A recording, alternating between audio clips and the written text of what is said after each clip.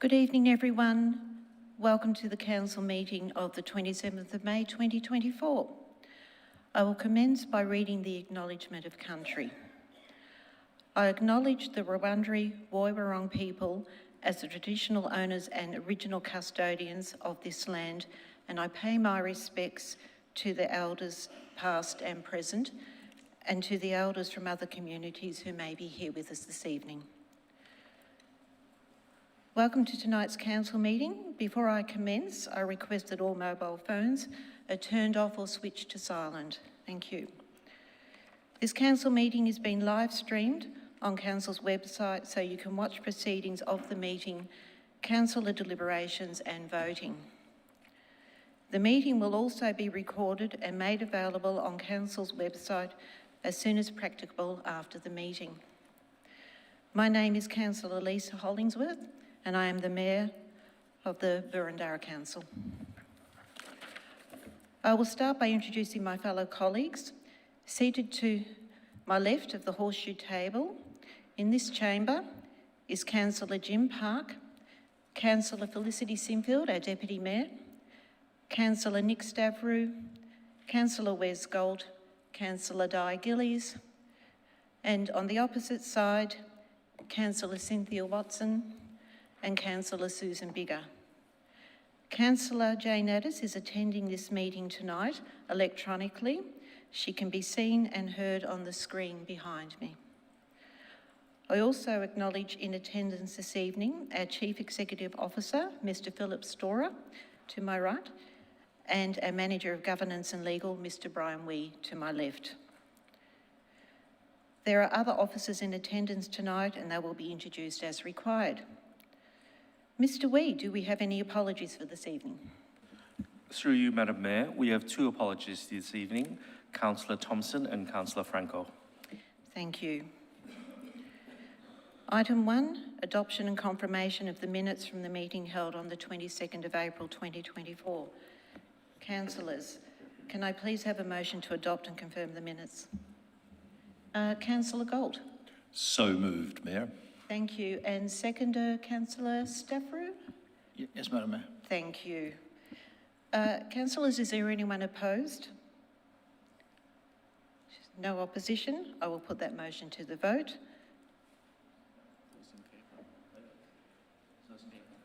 Oh, sorry.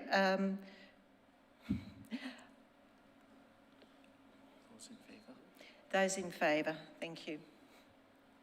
I declare that carried unopposed. Thank you.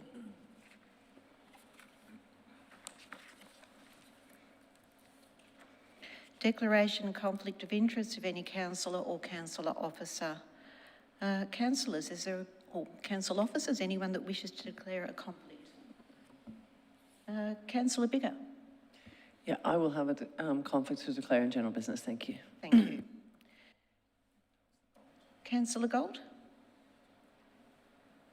You have your light on. Do you wish to declare? Thank you. Thank you.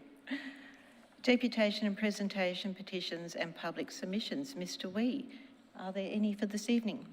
Through you, Madam Mayor, there are none this evening. Thank you. Informal meeting of councillors.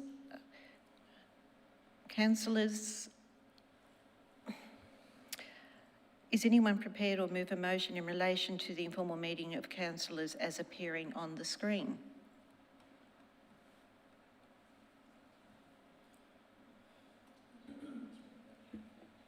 Councillor Sinfield. Happy to move the officer's recommendation. Thank you. Thank you. And Councillor Watson? Happy to second. Thank you. Is anyone opposed? I see no opposition. I will put that motion to the vote. Those in favour? Thank you, Councillor Addis. I declare that motion carried unanimously. Thank you. Public question time. Council encourages the submission of public questions prior to 12 p.m. on the day of the meeting. Questions submitted prior to 12 noon will be provided with a detailed verbal response as well as a response in writing.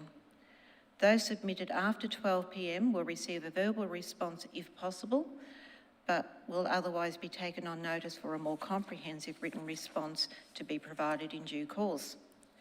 Mr Wee, do we have any public questions? Through you, Madam Mayor, this evening we have eight questions that were submitted by 4 people. Thank you.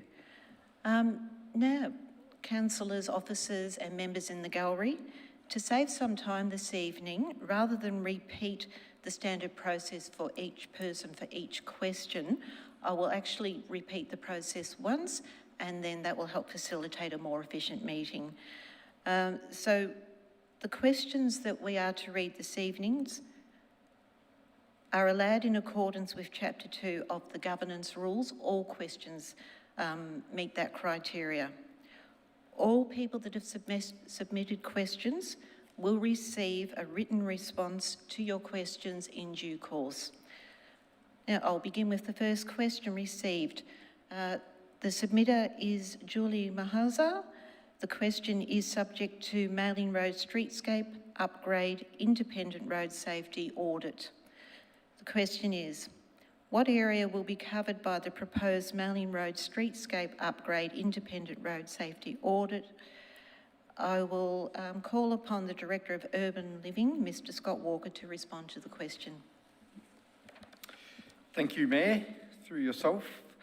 The independent road safety audit will be undertaken on the design for the one-way proposal for Mailing Road between Canterbury Road and Bryson Street. It will include the intersection of Mailing Road with Canterbury Road and also Mailing Road and Bryson Street. Thank you, Mr Walker. We have a second question from Julie Mahaza. The question is,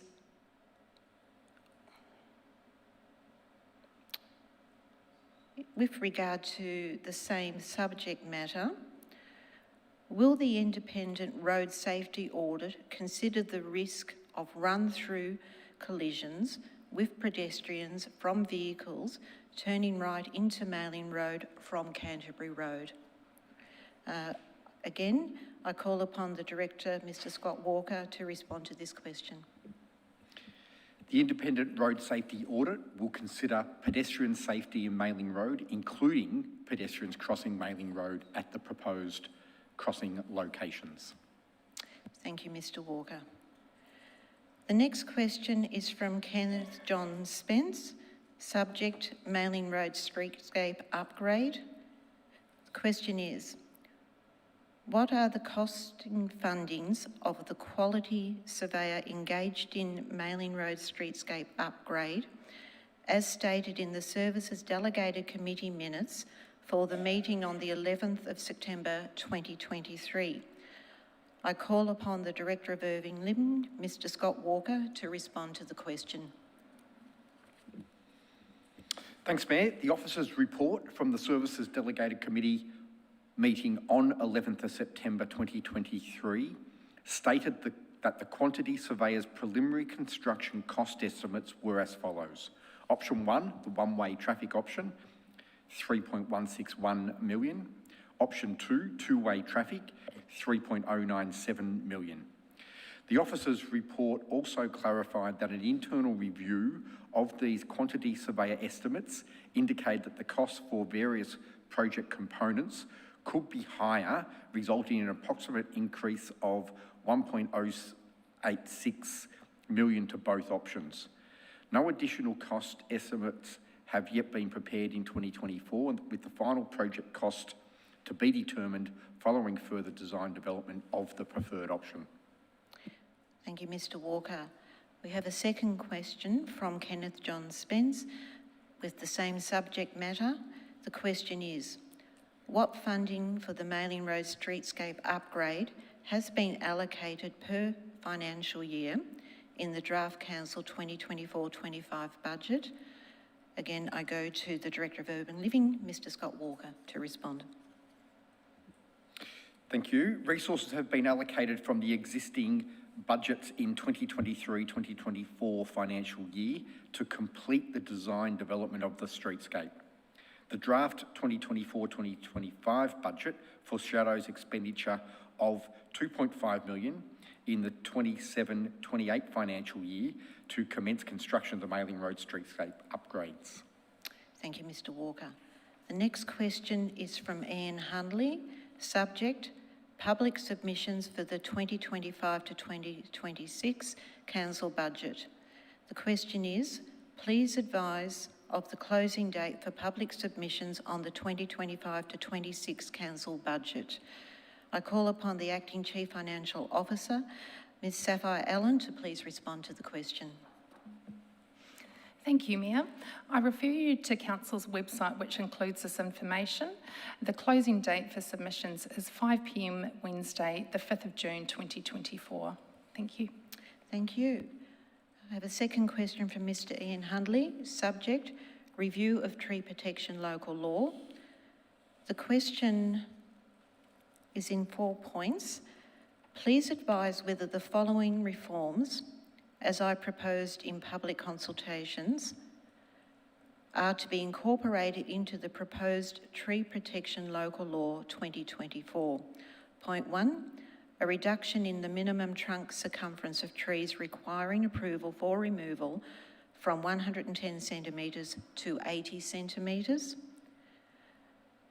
Point 2, an increase in the defined grande area to protect the root zone of canopy trees from damage. Point 3, the regulation of pruning to include canopy trees as well as significant trees. And the final dot point, authority for council to direct trees planting on properties where there are no canopy trees. I call upon the Director of Urban Living, Mr Scott Walker, to respond to this question. Thank you again, Mayor. Mr Hundley's submission to the proposed new tree protection local law was addressed in the report considered by the Services Delegated Committee at the meeting of 13th of May 2024. Mr Hundley also spoke to the item at that meeting. Council will be making a decision on the final tree protection local law 2024 later this evening. Thank you, Mr Walker. The next question is from Catherine Cooper. The subject matter is Mailing Road streetscape upgrade. The question is, when will consultation be undertaken regarding the design and development phase for the planned Mailing Road streetscape upgrade? I call upon the Director of Urban Planning, Mr Scott Walker, to respond. Thanks again, Mayor. Council is undertaking extensive consultation with the local community and businesses on both the Mailing Road Place Plan and the concept designs for upgrades to Mailing Road. Community consultation was undertaken in April and May 2023 on 2 options for Mailing Road streetscape upgrade with input from over 800 community members. Council is still progressing on the design of the streetscape option 1 in accordance with the resolution of the Services Delegated Committee meeting on 11th of September 2023. No further community consultation is required at this time. Thank you, Mr Walker. And there's a second question from Catherine Cooper under the same subject matter. The question is, will local residents living nearby the Mailing Road precinct be included in the consultation relating to the design and development work for the Mailing Road streetscape upgrade? Again, I call upon the Director for Urban Living, Mr Scott Walker, to respond. Thanks, Mayor. I probably should have clarified that that the response provided would cover off both those questions. So the previous response provided covers that question as well. Thank you. And I thank presenters for their questions, or submitters for their questions. And for those that are in the gallery this evening, thank you for coming and listening to questions. I will now go to notices of motion. Mr Wee, do we have any notices? No. Through you, Madam Mayor, there are no notices of motion this evening. Thank you. Item 7, presentation of officers' report. Councillors, with a rather large agenda this evening, does any councillor have any issues with the order of the agenda or wish to flag a particular agenda item for discussion with the officers? If not, I suggest that the following items may be moved en bloc as per officer recommendation.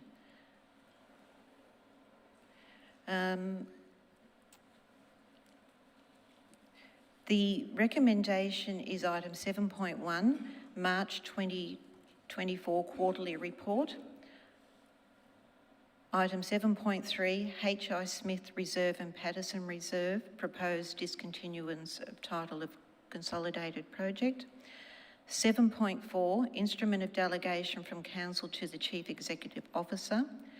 7.7, Contract Routine Maintenance of Essential Safety Measures and Lift Services. 7.8, Contract Variations. 7.9, Triennial Operational Grants 2023 to 26, additional funding allocation. And 7.10, the Contract 2023-136, Vehicle Repair Services. Councillors, I am now in search of a motion for the proposed items to be en bloc as per officer recommendation. Councillor Sinfield. Happy to move such a motion, Mayor. Thank you. And Councillor Stavrou. I'd like to second that, Madam Mayor. Thank you. Is there any councillor opposed?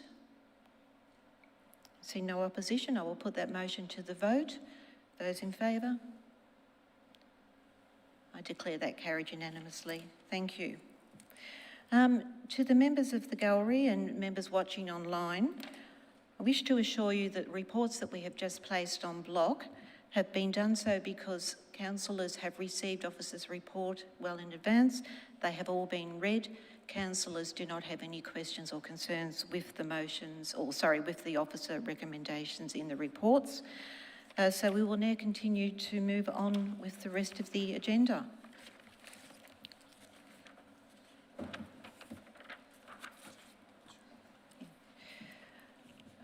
Item 7.2, Tree Protection Local Law 2024, consideration of adoption. This will be introduced by Scott Walker, Director of Urban Living. Good evening, Mr. Walker. Thank you. Thank you, Mayor. Item 7.2 relates to proposed changes to Boroondara's tree protection local law. A final version of the proposed new local law has been prepared and is presented for adoption. This new local law is focused primarily on strengthening penalties by bringing it into operation under the Local Government Act 2020. A public consultation process was undertaken earlier this year with 163 submissions received broadly in support of the proposed changes. The submissions were considered in a report tabled to the Services Delegated Committee on 13th of May 2024. In response to submissions, there have been some minor updates included in the final version, including in relation to notification processes for significant trees. Updated assessment guidelines are also presented for adoption. It is recommended that the new Tree Protection Local Law 2024 and associated assessment guidelines should be adopted. Thank you, Mr. Walker. Mayor, if I can just also clarify that there is a slight change to the recommendation, and that is just to confirm and clarify that the final version adopted will be an accessible version. So that will need to be the version that is sealed and adopted ultimately this evening. Thank you, Mr. Walker. Councillors, any questions? Councillor Gold. Thank you, Mayor. I'm going right to page 111, which is the start of the report. And at the bottom of that page, it mentions under key issues, a relaxation of current restrictions on landowners relating to trees. Could I get some explanation as to what that relaxation proposed is? Thank you.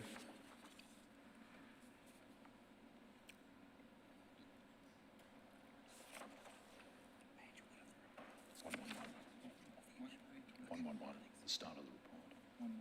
Yep.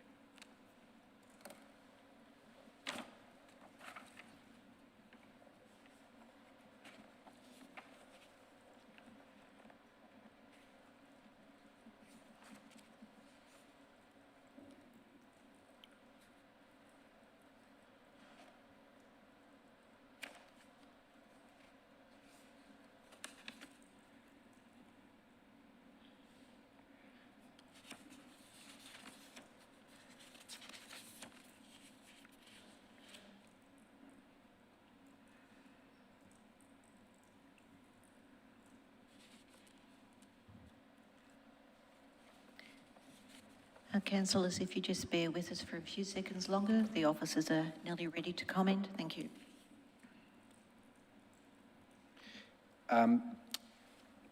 Through yourself, Mayor, just perhaps summarising a little bit briefly there in that key issues, and it's expanded a little bit further within the report. And this relates to the relationship between property owners of adjoining significant trees and trees that are affected. So this is about the relationship between properties that adjoin a significant tree where there is an application. And so that is discussed in a little bit more detail within the body of the report. That summary perhaps doesn't get to the nub of the issue as succinctly as what it should. I wonder if you can give us some more details about what form of relaxation is proposed in that case. Through yourself, Mayor, ultimately it's actually what's recommended is in fact a tightening up of the notification process for adjoining property. So it's actually counterintuitive to what's written there. It's actually about the relationship between those two properties. So the relaxation was really around the ability of adjoining properties to obtain a permit to affect another property's tree, but ultimately how we're recommending this to play out is that there's full notification and disclosures to all affected properties. So whilst it's a relaxation in who can get the permit, ultimately it's a tightening of the notification processes so that all affected properties are aware of what is proposed and who is applying for those permits.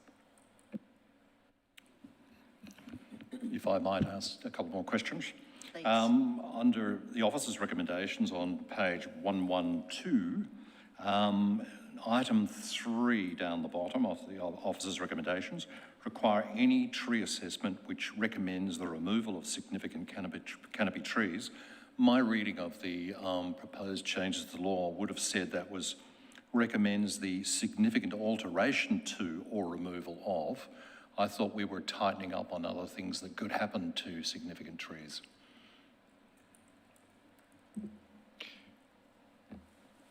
In terms of ultimately the decision-making process for significant trees and those that are affected by significant trees, there is no substantive change in the local law itself that is being proposed. What is being proposed is a change to the notification process. What is also being proposed and put forward to you is a trigger that if there is a proposal to remove a significant tree, that after the notification, that decision will come before the Services Delegated Committee for a decision, so that it will not be a delegated decision to approve the removal of a significant tree. So that doesn't require any substantial change to the local law itself. What we are also putting forward is some changes to the decision guidelines that relate to all applications under the Tree Protection Local Law.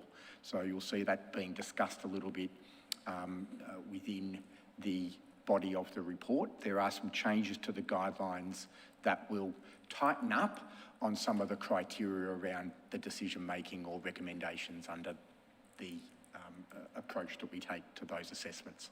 Thanks very much.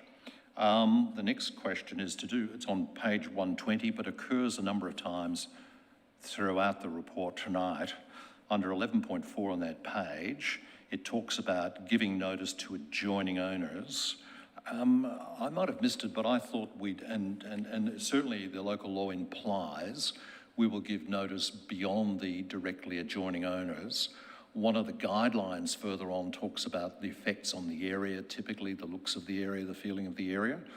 But more often we hone down to just advising the directly adjacent owners. Have I missed something in the report? Again, through yourself, Mayor, no, the proposal that's being put forward to you here is a notification to adjoining properties. So that's what the change to the local law would be. adjoining properties would include those directly surrounding the affected property. That reference to adjoining properties would generally be consistent with the notification requirements under a planning permit application process as an analogy or comparison. So that's the sort of wording that's used in the Planning and Environment Act. So we will notify owners beyond the directly adjacent ones in the case of significant trees. Again, through yourself, Mayor, that's not what this current change or proposal says. Obviously, in practice, that is something that could be a decision or could be expanded within guidelines or changes that the council wishes to take at a future point in time if they wish. Okay, and my last question tonight refers to the tree protection text itself on page 130, and the very start of that under 8.1b starts by saying, where the tree as described above is situated on any private land, whether or not the tree extends beyond that boundary, and then further down in the same clause says it does not apply to such part of the tree that is beyond that land. And I read that as a contradiction, but I'm not a legal expert.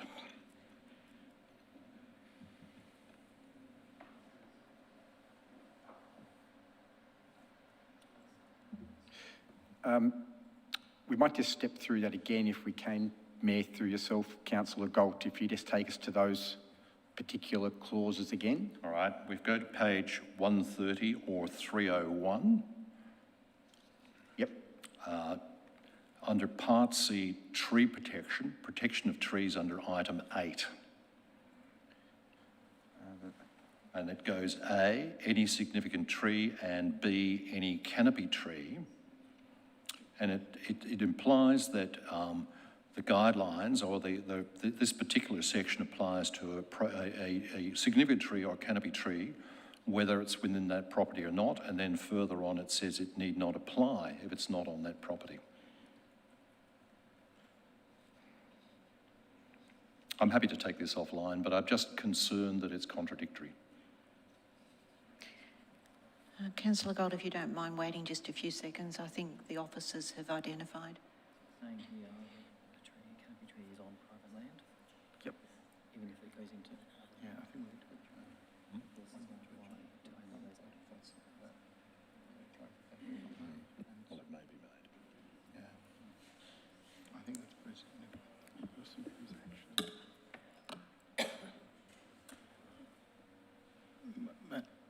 Where's this at work? The next one down, something's approved. First, that's not without a permit. I have it a second. There's been a possible suggestion, if this is going to bog down the meeting tonight, we could adjourn it tonight, take these items offline and bring it back another night if you're happy to do that.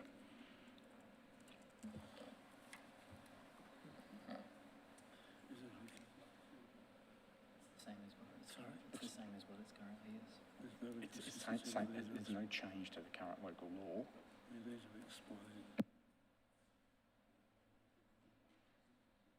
You can just bear with us for a few more seconds, thank you.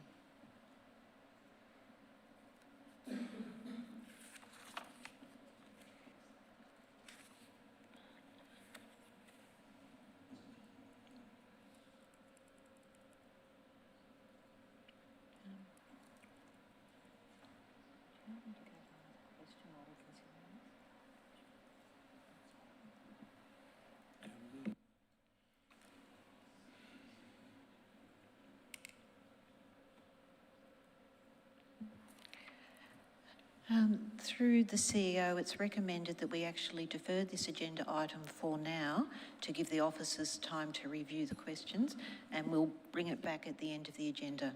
Okay? Thanks very much. Is everyone happy to do that? Thank you. So, Councillor Park? Mayor, can I just ask, in addition, there's another issue that's repeated through the document that's doing my head in, and that is the constant change in the expression of dates. We always had approached dates in accordance with the Australian Government Style Manual. which, for example, is 27 May 2014, not 27th May 2014, or worse still, 27th of May 2024. So can we please go through the document and make it compliant with the government style manual, which is we've done in the entire 12 years I've been here, and it assists greatly with readability. Thank you, Councillor Park. Comments are noted. So, councillors, I seek a mover to defer this motion. Councillor Sinfield and seconder Councillor Biggar. I will now put... Before you first do of all- that, Madam Mayor, when are you proposing to adjourn it off till the end Till of the end tonight's? of, till tonight's agenda, so at the end of tonight's agenda, we'll leave it to... Do we need a motion then to do that, or can we just, with your authority as chair, hear it later? All right, sorry, governance is saying we actually don't need to, so if we're deferring it to the last agenda item, thank you, Councillor Sinfield, it's not necessary. So we will move on to the next item, which is 7.5, adoption of the election period policy. This item will be introduced by Kirsty Ritchie on my left. Ms Ritchie, thank you. Excellent. Thank you, and through you, Chair. This report presents the community engagement results and an updated election period policy to Council for consideration and adoption. Community consultation on the policy was conducted for 3 weeks through the Engage Boroondara website from Monday the 25th of March 2024 to Monday the 15th of April 2024. Community consultation was promoted through Council's social media channels and the fortnightly feed e-newsletter. A total of 20 contributions were received from a total of 20 contributors. Most submissions supported all proposed changes to the policy. 7 submitters chose to leave a free text comment on the policy. All free text submissions and officer responses have been included in attachment 3 of the report. Officers have incorporated additional changes based on the free text comments into the policy before you tonight for consideration. These are also detailed in the report and shown using track changes in attachment 2. Before the meeting, I've also been made aware of some grammatical errors in the policy, and these will be fixed in the version adopted tonight and annexed to the minutes. Thank you. I'm happy to take any questions. Thank you, Ms Ritchie. Councillors, are there any questions? Councillor Sinfield. I don't have any questions per se, but I'm proposing a short adjournment to just discuss a couple of the small administrative matters that have not come to my attention and make sure that we're all satisfied with the direction that this is heading in. So I propose a 5-minute adjournment. Thank you. Do I have a seconder? Councillor Biggar? Yes, I'm very happy to second that. Thank you. Is there anyone opposed to this adjournment? All right, then I will put the motion to adjourn. Those in favour? Carried unanimously. Thank you.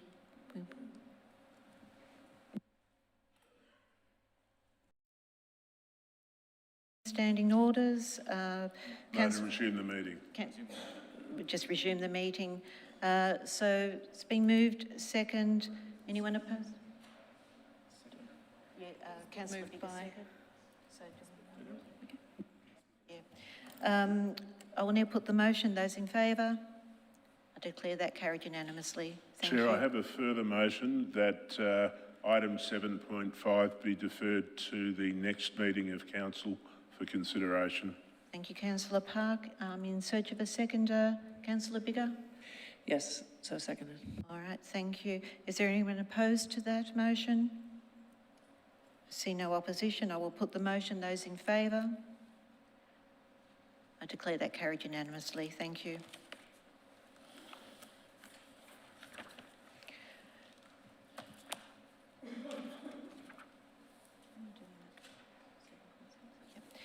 The next item is 7.6, which is 1326 to 1336 Toorak Road, Camberwell, and 2 to 8 Charles Street and 1 Alfred Road, Glen Iris. Proposed discontinuance and sale of right-of-way road. I call upon Mr. Michael Hutchinson, Head of Strategic Property and Rates. Good evening, Mr. Hutchinson. Good evening, Mayor, and through you, Madam Chair.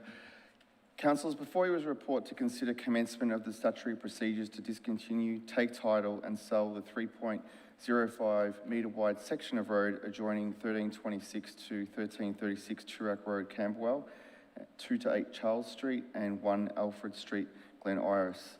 The location is shown in attachment 7.6.2. In summary, the road is in the name of the original subdivider. It is considered by officers to be of little value to council and has been enclosed within adjoining properties for an excess of 15 years. It is noted this report has been prepared applying the principles contained within the discontinuance of roads and reserves policy adopted in August 2022. The owners of 1330, 1332 and 1334 to 36 Toorak Road have conditionally offered to purchase the land from the road, including costs, which is in accordance with Council's policy. Council's current policy also provides that Council will take title to all unsold discontinued sections of road. Should Council resolve to commence the statutory procedures, a public notice will be placed on Council's webpage and notification in writing will be made directly to all abutting property owners, informing them of the opportunity to provide feedback. If any submissions are received, a further report will be presented to a future meeting of the Services Delegated Committee to enable the consideration of any submissions and for a decision on whether or not to sell the land. If no submissions are received, officers will undertake the necessary procedural steps to complete the formal process for the sale of the land. Happy to take questions. Thank you. Thank you, Mr Hutchinson. Councillors, any questions? I see no lights on. If there is no questions, councillors, is there anyone prepared to move a motion?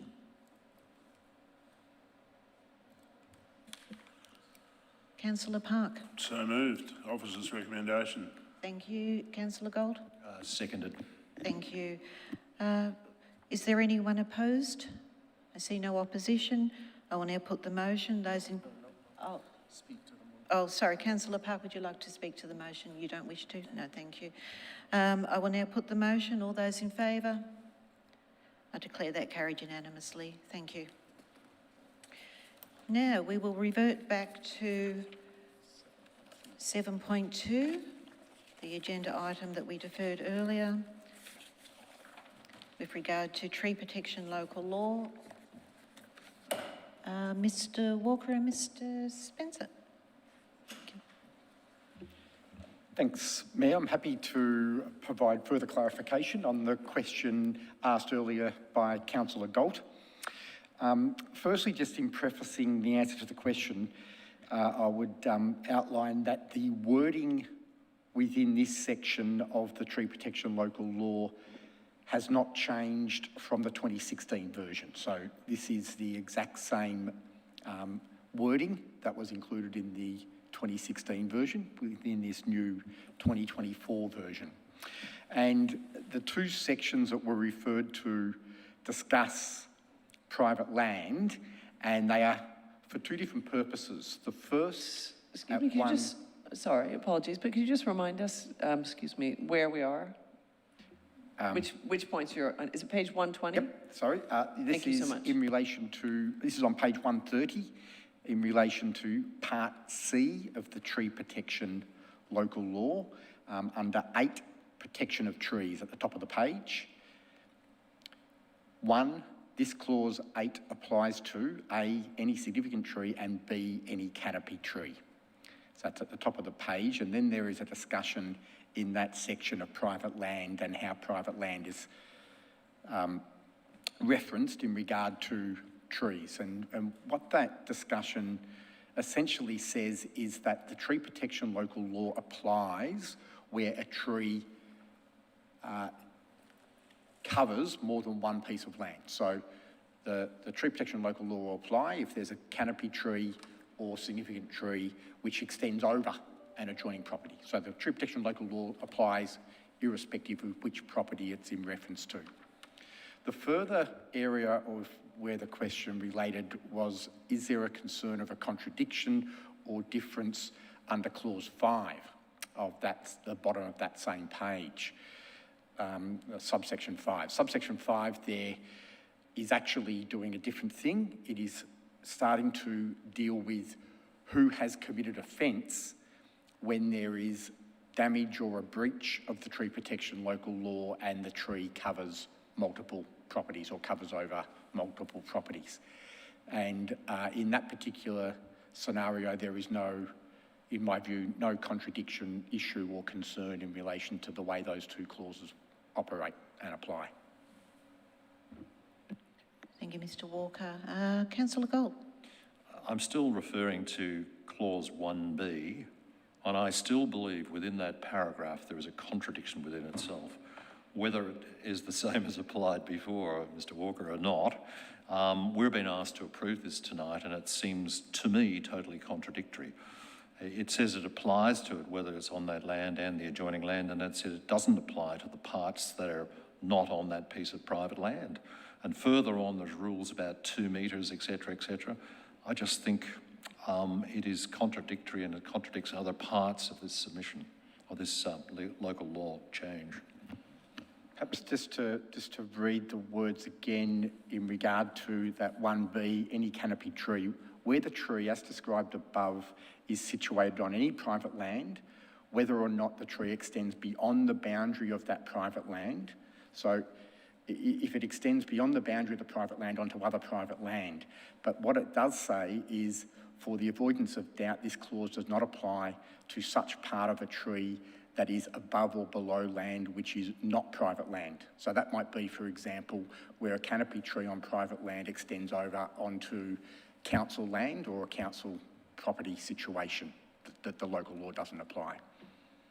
So in reading that, my first concern was then you could interpret that as saying the adjoining owner can do anything up to the boundary line, including root pruning and branch pruning. Where further on, there's rules about 2 metres and, etc. lines. Through yourself, Mayor, no, that's not saying that. What it is saying is, in fact, the tree protection local law applies beyond the boundary. So it does say, it is saying that it applies beyond the boundary if it is a private land that's beyond the boundary. What it's saying is the tree protection local law doesn't apply only in the situation where it's council land or some other non-private land beyond the boundary. So maybe Commonwealth land, for example, might be that situation. So no, it's not saying that at all.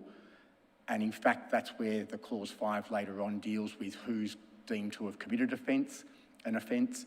Just because the tree covers or goes beyond the boundary, absolutely, if someone damages that tree, and it's on private land, extending across private land, you cannot damage the tree. It's a breach of the local law. Thank you, Councillor Gold. Thank you. And Councillor Stavrou. Thank you, Madam Mayor. Just on the earlier question of Councillor Gold.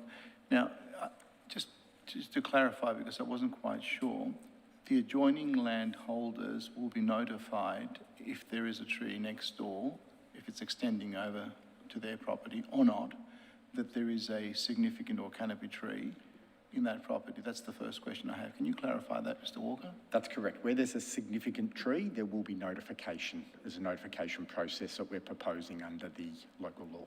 Just a follow-up. And that notification will follow the house. For every time the house is sold, the new owners presumably will be notified, the new neighbours, so to speak, as the... To yourself, Mayor, the notification process that we're proposing under the tree protection local law is in regard to a proposal to remove or prune a significant tree. Yeah. That's the notification process that's being proposed here. Sorry, just the reason I'm asking that question is, and I may have a misunderstanding of the laws, if there is a non-significant tree that's overhanging, you don't currently need a permit, do you, to be able to prune it if it's not in your property? It's within your rights to do that.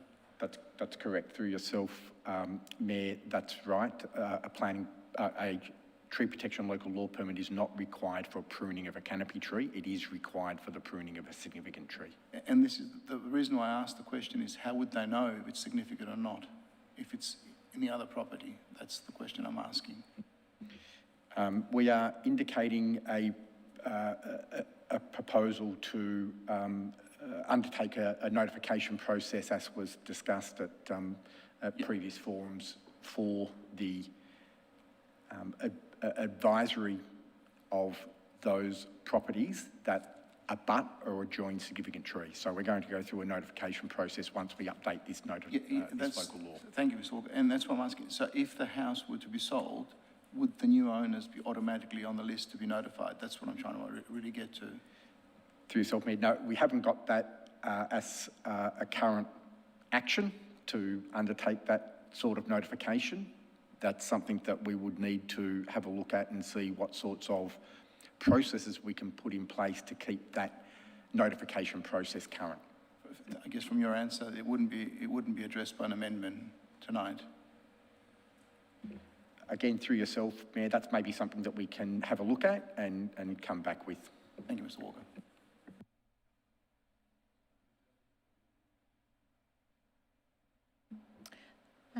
Thank you, Councillor Stavrey, for your questions. Councillor Biggar. Yes, thank you. My question relates to page 120 of 301 on the bottom half and the assessment of health and safety grounds. And first, can I just check when it says in the paragraph above the table that health and safety considerations become a more prevalent basis for seeking the removal of a canopy tree over time. So is what follows, does it relate to both canopy tree and a significant tree, or just a significant tree? Through yourself, Mayor, would apply to both canopy tree and significant tree. The assessment criteria is the same, whether that's a canopy tree or significant tree, except where it's otherwise specified. If I might, then also we say then here officers must consider, but am I right though in thinking that that it would relate to officers in the circumstance of a canopy tree and relate to the council in relation to a significant tree? Meaning would that decision relating to these guidelines come to council? Again, through yourself, Mayor, the proposal is that only applications where there is a proposal to remove a significant tree and the recommendation of officers after undertaking the assessment is to remove the tree, would that come to the Services Delegated Committee? All other assessments and decisions would continue to be decided by officers under delegation, as is the current practice under the Tree Protection Local Law. I see, thank you. So just to clarify, if I might, so that's, so basically it is going to be officers making that decision apart from when it's a significant tree and the officers have recommended for it to be removed on these grounds, it will come to the Services Delegated Committee to then. That's correct. Consider that decision. Thank you, Councillor. Sorry, just one last one. So and this box guideline, that is all new content in this version, is that correct? Through yourself, Mayor, no, it's not. It is a tightening up and adjustment to those criteria. So there were previous criteria that applied to the decision guidelines under the Tree Protection Local Law. This is an amendment to those guidelines to tighten up on the approach to assessment on health and safety grounds. Thank you. Thank you, Councillor Biggar. Councillor Stavrey, you've got your light on again. Madam Mayor, I would like to test it with my colleagues that we defer this paper for tonight. The reason that I have is that it doesn't follow the house, and how would a new owner know that there is a significant tree next to them? That would be my, and there may be others that have got other issues with it. I would like to perhaps... Thank you. We'll just check what the CEO has to say. Thank you. Thank you, Madam Mayor. The issue being raised by Councillor Stavrey is not really a matter for the local law. It's actually a matter for the procedural guidelines we apply. So if it's your intention that new owners be notified, we would need to explore a process by which, when we are advised that the property has changed hands, notification is then linked with the significant tree register, and the obligations which flow from that are the subject of advice to the new purchaser. That's how I imagine it would be done. I would need to confirm that the technology will work that way, but it should in my view. But it's not really a matter which needs to be embedded in the local law itself. my follow-up with the question, Mr. Storer. If we were to include these laws or part of the tree protection in the planning scheme, would that cover off what I'm asking? I would argue that the planning scheme approach isn't going to address what you are saying, other than when an application is lodged, which, as Mr. Walker has said, would trigger the notification process. The planning scheme would work in a fairly similar way. It may well be that if a specific planning control introduced the significant tree register into the scheme and you were purchasing a property, the Section 32 statement might make reference to that, but if the tree is actually on an abutting property as opposed to your own, then it will not give you that information. So this really does come back more to a procedure within our administration as to how we go about trying to best inform people of the existence of a significant tree next door to them. Thank you, Mr. Storer. On that basis, look, I think it's best that we move forward. Thank you, Mr. Storer. And Councillor Stavry, your questions are exhausted? Yeah, correct. I see no other lights on, so councillors, I am in search of a motion. Councillor Watson. As printed on the screen, Madam Mayor, happy to move that motion. Thank you. And seconder, Councillor Sinfield? Happy to second it. Thank you. Now, to assist the mover, is there anyone opposed? Councillor Gold? I note your opposition. Councillor Watson, would you like to speak to your motion? Thank you, Madam Mayor. Look, there's been a lot of time put into this motion, not only in the chamber tonight, but in meetings past. So I won't be speaking to the motion at this present time, but would encourage fellow councillors to support the motion on the screen before us. Thank you. Thank you. Councillor Sinfield, would you like to speak as seconder or reserve your right? I'll reserve, thank you. Thank you. Would anyone like to speak in opposition? Councillor Gold. Thank you very much, Mayor. I think the stuff we have before us tonight is excellent. There's some really good clauses in there which I applaud, particularly referring significant trees to council, and that's a fantastic move forward. I'm just concerned with three areas. One major area. When looking through the guidelines of how a tree is assessed for major change or removal, there's a series of guidelines, but I think we've already had examples within this municipality where the decision goes down and hones down to one of those clauses and a decision can be made in that clause.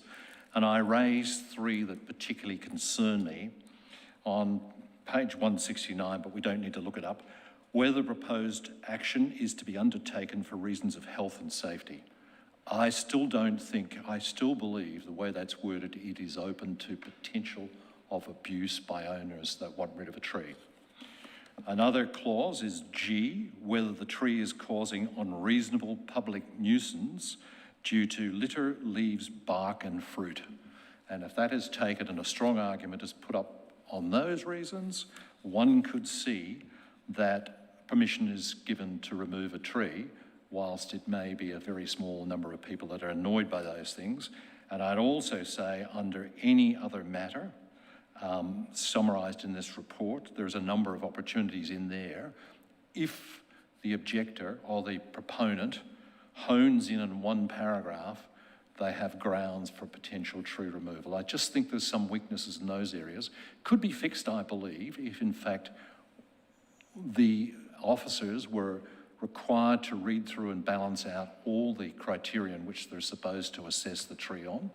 But if it can hone down to one or two, those three alone, any one of them could permit the demolishing of a tree.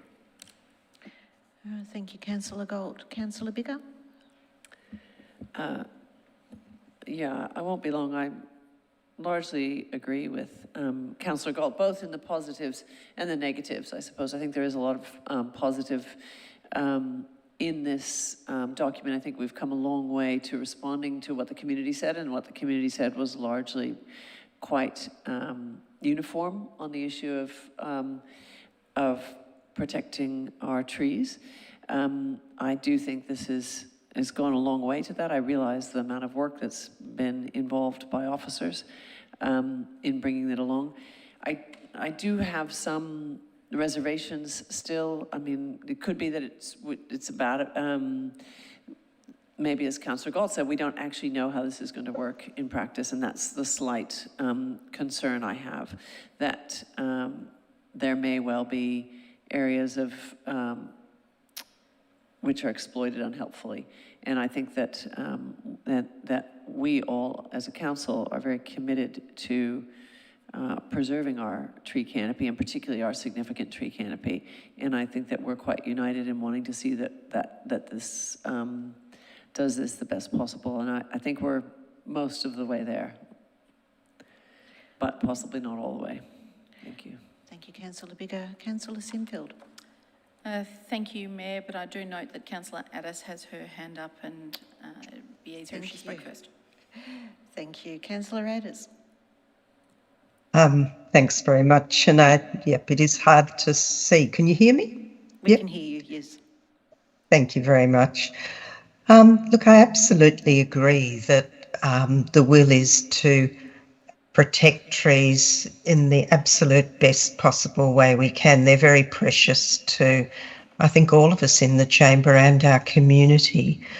And while I acknowledge this may not be perfect, it's come an awful long way to protecting these special trees, to protecting all trees as best as we can. And I really think we should get on with it and give it a go.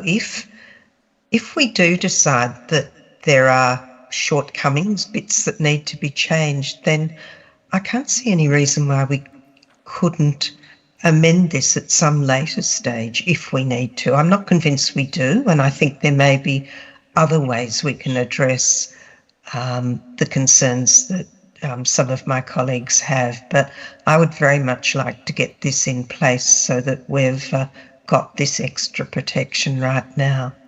Thanks, Chair. Thank you, Councillor Addis. Councillor Park. I won't repeat what Councillor Addis said, but I adopt that basically is precisely my view. I presume that I don't need to amend the motion to address the dates issue. Thank you. Thank you, Councillor Park. Councillor Sinfield. Thank you. I also echo the comments by Councillor Addis. I think it well summarises the position of most of us, and I think this new local law takes a great step forward in protecting what is so important to our community. I'm very happy to reassess this in the coming years, if it is the will of council to further respond to the community's position on protecting our significant trees. But I think this is the right step to take at this point. It's very difficult to come up with a policy that is has sufficient strength but sufficient flexibility when those little conundrums do come to us, and no two cases are ever the same. So I encourage my colleagues to support this while still acknowledging the issues that have been raised by some tonight. Thank you. Thank you, Councillor Sinfield. Councillor Watson, as the mover, would you like to speak again? Yes, thank you, Mayor. I think it's worth reminding ourselves and those who might be watching online tonight that we're amending an existing control. We're not inventing new control. This is something that exists. We're just working on improving and tightening and having it reflect, better reflect the concerns that our community has regarding the preservation of trees.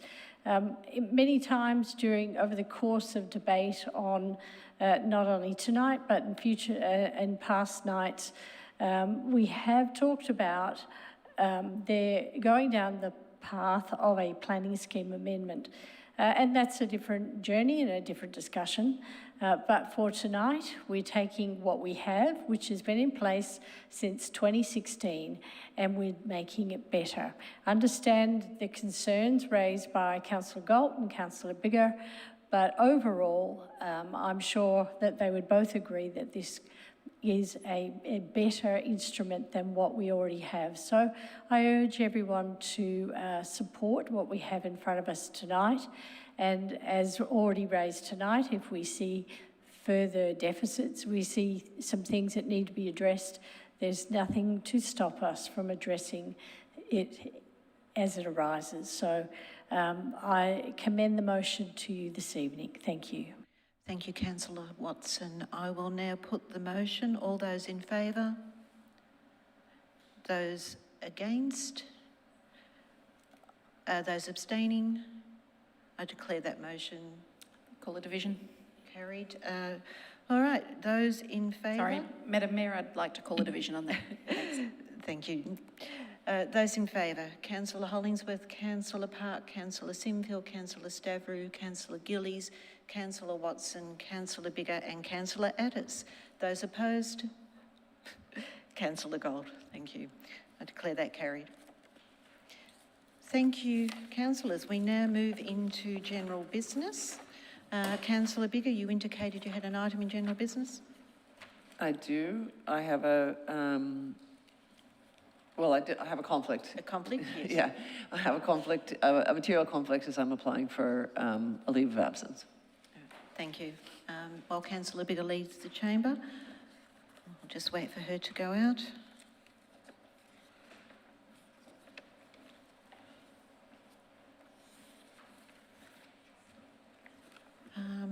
I believe we'll put up on the screen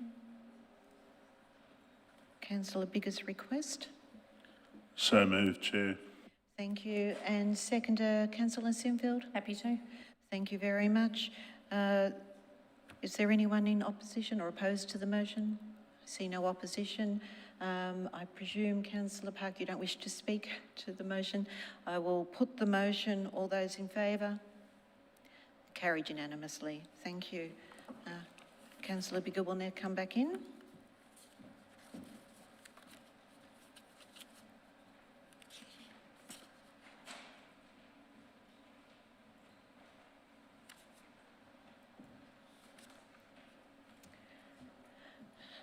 Councillors, are there any other items of general business?